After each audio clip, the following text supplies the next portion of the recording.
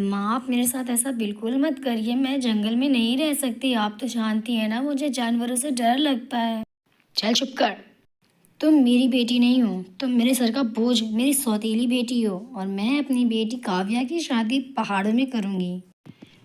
निर्मला के लाख मिन्नतों के बावजूद उसकी सौतेली माँ ने उसकी शादी जंगल में करा दी और अपनी सगी बेटी की शादी पहाड़ों में।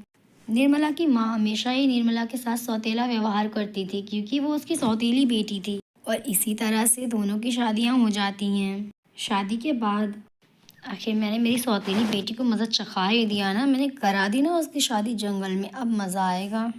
मेरी बेटी तो ऐश करेगी, ऐश। मुझे बहुत ठंड लग रही है। ठंड लग रही है का क्या मतलब है?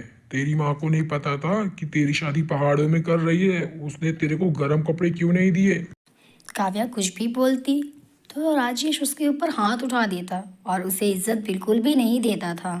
उधर निर्मला के ससुराल में देखो निर्मला, तुम्हें किसी भी चीज की जरूरत हो तो तुम मुझसे कह सकती हो, ये तुम्हारा ही घर है।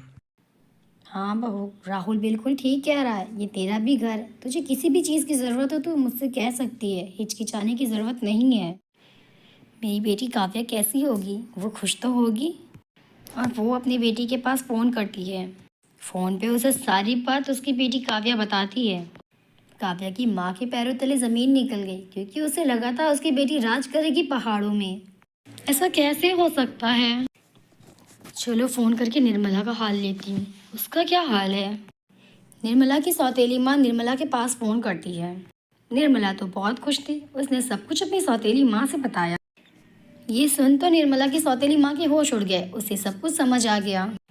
मेरी बेटी को मेरी करनी की सज़ा मिल रही है क्योंकि मैंने निर्मला का खड्डा खोदा और आखिर उस खड्डे में मेरी ही बेटी गिर गई। दोस्तों, खुशियाँ ऊपर वाला देता है। किसी इंसान की बस की बात नहीं होती किसी को खुश रखना।